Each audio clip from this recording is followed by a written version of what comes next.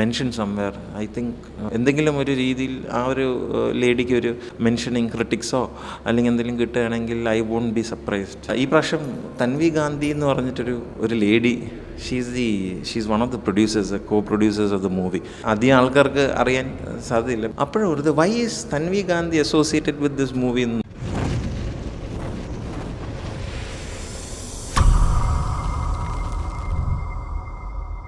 തടവ് ഞാൻ സത്യം പറഞ്ഞ് നോർമലി ആക്ടേഴ്സിനെ കണ്ടിട്ട് തന്നെ ഒരു മൂവി കാണാൻ പോകുന്നത്. ഈ പ്രാവശ്യം തൻവി ഗാന്ധി എന്ന് പറഞ്ഞിട്ടൊരു lady she's one of the producers, co producers of the movie. അധികം ആൾക്കാർക്ക് അറിയാൻ സാധ്യതയില്ല, പക്ഷേ she's associated with movies like Queen, Udta Punjab, Vikram വേദയുടെ ഇതെല്ലാം അവർ കോ പ്രൊഡ്യൂസ് ചെയ്തിട്ടുണ്ട്, എക്സിക്യൂട്ടീവ് പ്രൊഡ്യൂസറായിട്ട് നിന്നിട്ടുണ്ട്. അപ്പോൾ ഞാൻ ഭയങ്കര എക്സൈറ്റഡ്. ഞാൻ പെട്ടെന്ന് ബുക്ക് മൈ ഷോയിൽ ഇതിൻ്റെ ഓഡിയോഗ്രാഫിയുടെ ചെയ്യുന്നൊരു വ്യക്തി, അതും ഇവരുടെയും പിക്ചർ കണ്ടപ്പം പെട്ടെന്ന് സ്ട്രൈക്ക് ചെയ്തു. അപ്പോഴും why is Tanvi Gandhi associated with this movie എന്ന് നോക്കിയത്. അപ്പം അധികം ആൾക്കാർക്ക് അറിഞ്ഞൂടാ. ഞാൻ പിന്നെ കീനായിട്ട് ഫോളോ ചെയ്യുന്നതുകൊണ്ട് എനിക്കിതിനെക്കുറിച്ചൊരു ഐഡിയ ഉണ്ടായിരുന്നു. ഷീസ് ഒരു ബോളിവുഡിൽ അറിയപ്പെടുന്ന ഒരു വ്യക്തിയാണ്. I think she was into journalism and media as well. അപ്പോൾ എങ്ങനെയാണെങ്കിൽ ഇത്രയും വളരെ ഒരു ലോ ബഡ്ജറ്റ് മൂവിയിൽ എങ്ങനെ അസോസിയേറ്റഡ് ആയിട്ട് നോക്കിയപ്പോൾ അതിൻ്റെ ഫസ്റ്റ് ടൈമാണ് ഒരു പ്രൊഡ്യൂസർ അല്ലെങ്കിൽ കോ പ്രൊഡ്യൂസറിൻ്റെ പേരിൽ ഞാനൊരു സിനിമ കാണാൻ പോകുന്നത്. കാരണം star cast I had no clue who's acting in this.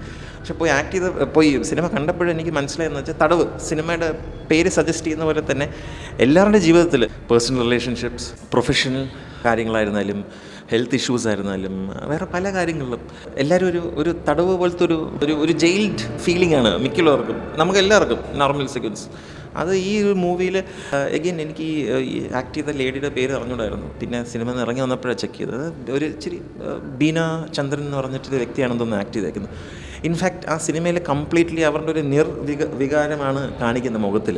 അങ്ങനത്തെ ഒരു ജീവിതം ജീവിക്കുന്ന ഒരു സ്ത്രീയുടെ ഒരു കഥ പറഞ്ഞു പോവുകയാണ്. അവരുടെ പേഴ്സണൽ ലൈഫായിരുന്നാലും വിത്ത് ഹർ ഹസ്ബൻഡ്, ഒരു പ്രൊഫഷണൽ ലൈഫായിരുന്നാലും അവരുടെ ഹെൽത്ത് ബേസ് ചെയ്തിട്ട് വരുന്ന കാര്യങ്ങളായിരുന്നാലും അവർ സ്ട്രഗിൾ ചെയ്തുകൊണ്ടിരിക്കുകയാണ്. ആ സ്ട്രഗിൾ എടുത്ത് കാണിക്കുന്ന അഗെയിൻ എന്താ പറയുക, നമുക്കിതൊരു വുമൺ തിയേറ്റർ ബേസ് ചെയ്തിട്ട് ഒരു സിനിമ ചെയ്തതൊക്കെയാണ്. ഡെഫിനറ്റ്ലി ഒരു വേൾഡ് സിനിമ കാറ്റഗറിയിൽ തന്നെ വരും.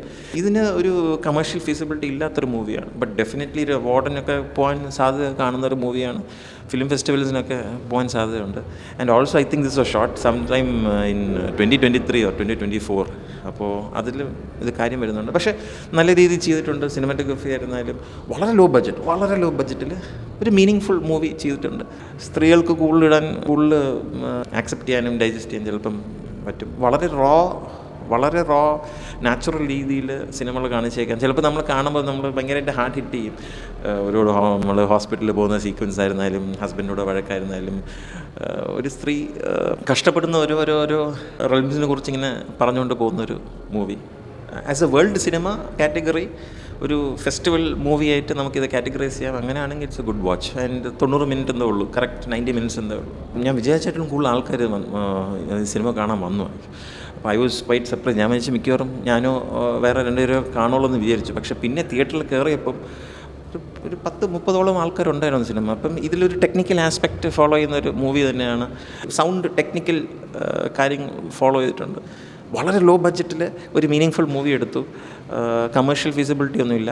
ഡെഫിനറ്റ്ലി അവാർഡ്സ് മനസ്സിൽ കണ്ടു. I think the lady deserves mention somewhere. I think എന്തെങ്കിലും ഒരു രീതിയിൽ ആ ഒരു ലേഡിക്ക് ഒരു മെൻഷനിങ് ക്രിട്ടിക്സോ അല്ലെങ്കിൽ എന്തെങ്കിലും കിട്ടുകയാണെങ്കിൽ ഐ വോണ്ട് ബി സർപ്രൈസ്ഡ്. അതിനുള്ള എഫേർട്ട് അവർ ഇട്ടിട്ടുണ്ടോ. ഒരു കാര്യം മനസ്സിലായി, 90 മിനിറ്റിൽ കൂടുതൽ ആൾക്കാരുടെ സമയം എടുക്കാതെ അതിൻ്റെ കമേഴ്ഷ്യൽ ഫീസിബിലിറ്റിയൊക്കെ മനസ്സിൽ വെച്ചുകൊണ്ട് ഒരു മീനിങ് ഫുൾ മൂവി ഉണ്ടാക്കിയാൽ hats of two the makers.